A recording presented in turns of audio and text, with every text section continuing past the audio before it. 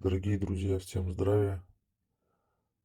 Посыпался очередной шквал вопросов. Зачем такой дорогой компьютер?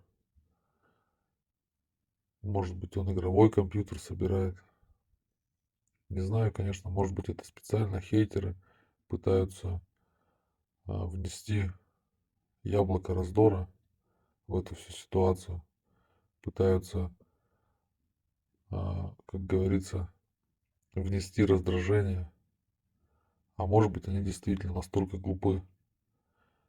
Я уже объяснял, что видеомонтаж требует не слабых характеристик и видеокарты, и оперативной памяти, и жесткий диск, так как видео постоянно приходится рендерить. И кто понимает, о чем я, те в курсе, какие параметры нужны, чтобы заниматься полноценным видеомонтажом.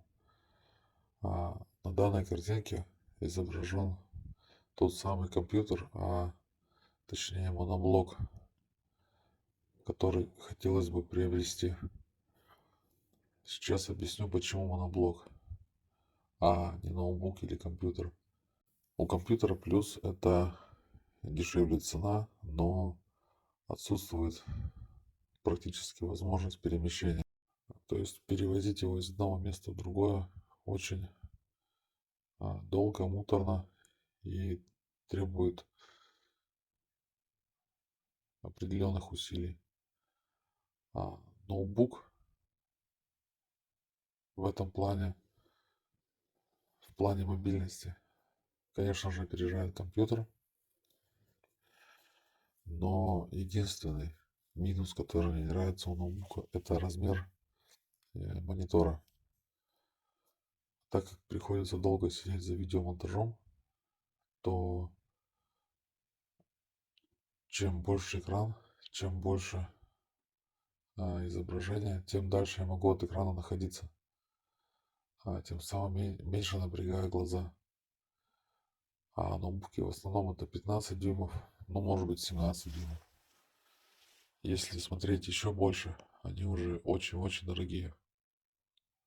И вот было принято решение выбрать что-то между компьютером и ноутбуком. Это моноблок. В принципе, он не такой мобильный, как ноутбук, но и не такой громоздкий, как компьютер. Он, грубо говоря, как небольшой телевизор 27-дюймовый. Его можно взять под мышку или положить в машину, не знаю, в такси, с ним сесть и переехать в любое место, куда нужно. Ну, думаю, ясно дал понять, что к чему. Еще раз хочу всех поблагодарить за помощь, кто поддерживает, кто понимает.